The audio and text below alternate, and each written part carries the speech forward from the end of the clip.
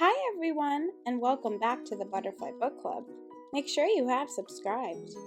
Today we are reading The Last Straw, written and illustrated by Zoe Matt Hyson. Sippy is a plastic straw who landed here today.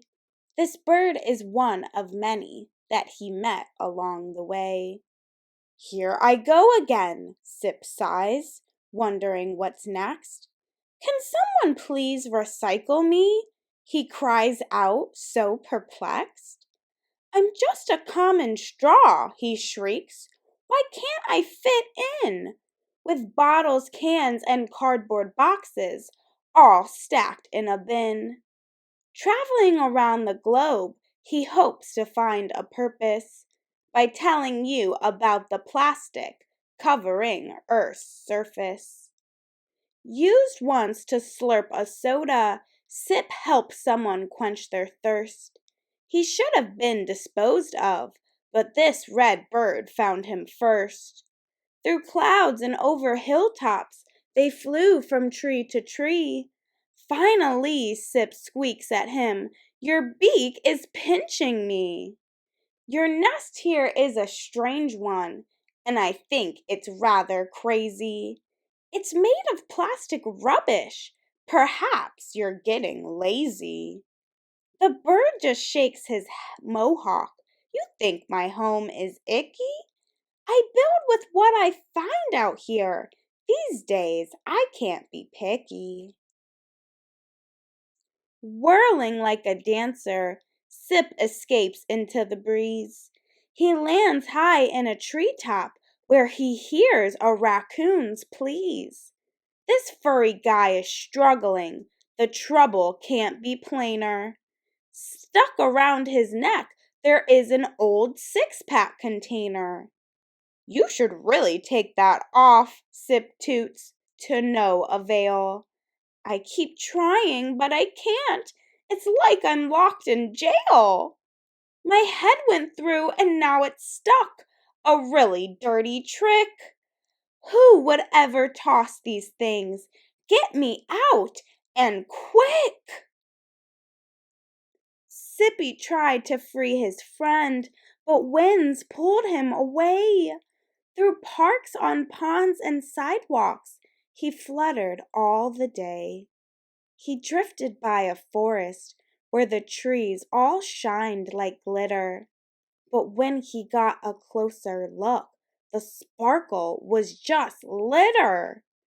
The leaves that looked so bright at first were really plastic bags. On twigs from top to bottom, they clung and hung and snagged. He saw more trash than leaves and branches. It was all debris. What an inappropriately decorated tree. That night in the darkened woods, with only the moon's light, Sippy saw a spooky scene and knew it was not right. On the branch there was an owl caught up in a string. A yellow face was smiling as it tangled up her wing. Beaming as it floated there, so menacing and creepy, it grinned right at the frightened bird and said, I'm yours now, keep me. It might be fun to have balloons at your next celebration, but sometimes they can float away and cause this devastation. Ducks can't quack with hats of plastic. Throw away your litter. Don't just toss it on the ground, there are others to consider. When you have a picnic or a party with your friends, always take your garbage with you when the party ends. Bags of chips smell yummy to a duck who wants a snack. This scent of chips obscures the risk of falling in the sack. Sippy watches as the duck runs at a frenzied pace. I do not like this hat, she hollers. Get it off my face. Sippy's on a littered beach, observing the pollution. A plastic-headed crawly thing describes her evolution. The crab looks up and tells her tale, explaining her appearance. She failed to find a shell because of plastic interference. Heaps of trash, both high and low, were swirling in the ocean. There were no shells, just plastic caps that once had covered lotion. The caps were ugly, but one worked. Still, everyone could tell. The other crabs all laughed at her. It didn't fit her well. Pelicans are playing, chasing after our friend Sippy. One scoops up his beak and 3 times shouts out, "Yippee!" No treats are found inside his bill from his attempts at fishin'. Just assorted plastics with no pelican nutrition. Cups, caps, lids, and styrofoam are packed inside his jaw. The only thing that's missing is a tasty bendy straw. Sippy started playing dead, afraid he'd be included within the belly of this bird whose diet is polluted. Sip sunk to the ocean floor with garbage everywhere. He waited there and wondered, does anybody care?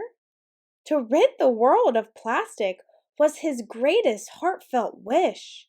The only friends he saw for years were 3 green angry fish. Bottles, pens, and sandwich bags, plastic nets and forks, silly toys and toothbrushes, an endless flow of sporks. Buried in this pile, Sippy bubbled up a sigh. Am I stuck here forever because plastics never die? Sippy meets a pufferfish who seems so very small. Caught inside this netting, she can hardly puff at all. The net came from a market. It was covering some fruit, then landed in the ocean and became her new swimsuit. I made an error, said the fish, by puffing in this net. The color was attractive, so it didn't seem a threat. Without trash in the water, I can spike my fins with glee. Getting stuck in plastic garbage, this is not for me. Jellyfish are snacks for turtles. It's their favorite food. But when they gobble plastic bags, it really wrecks their mood. They can't see the difference, so they always open wide. For if something looks like food to them, they let it glide inside. When turtles find a plastic bag, they chomp it up and discover that when they do, their tummies ache and they may not recover. Sippy tries to warn them all. He knows the bags are trouble. But underwater as a straw, his voice is just a bubble. Suddenly, a flash of orange is all that Sippy can see. A strange and wild creature says, "Come along with me." She scoops up Sippy with her tail. They go off with a splash. "Join me for a swim," she says, "through waters filled with trash." I know the fish are out here, but they are lost in heaps of junk. Soap dispensers, flip-flops, toothpaste tubes, and plastic gunk. Squishy bottles, broken toys, and brightly colored foam. Look at all this garbage here. Can we clean up our home? Crashing through the ocean waves, a whale is having lunch. Fish and squid and plankton are the treats she hopes to munch. She opens wide, but in her mouth huge mounds of plastic slide. And sure enough, our poor friend Sip is quickly swept inside. "I'm not even food," Sip yells. "Come on now, spit me out." But to a whale, a pleading straw is just a little sprout. A plastic dinner is no good. There's trouble in her tummy. Is this the end of Sippy? 'Cause a whale thinks he is yummy? Sippy feels a rumble, then the whale shoots out a jet. There's plastic flying everywhere, but Sippy's not done yet. I'm still here to tell you that these plastics aren't worth using.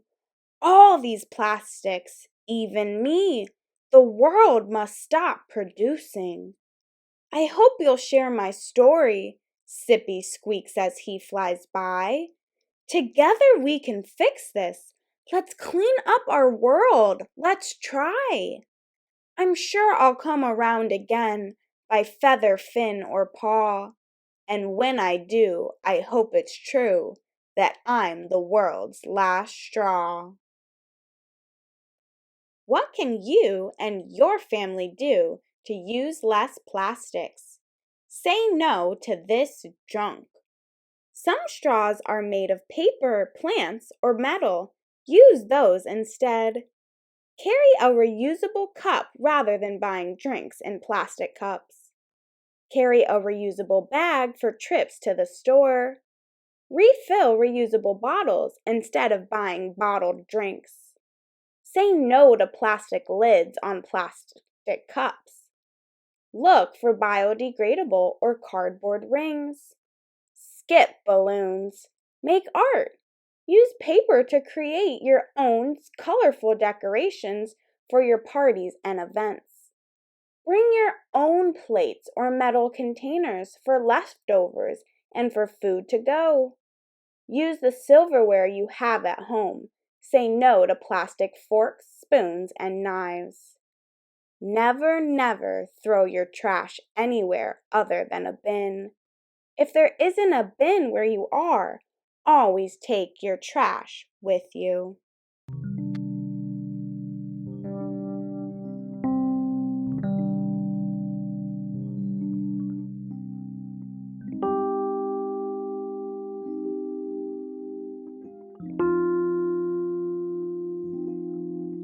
If you enjoyed this video, please make sure that you like and subscribe.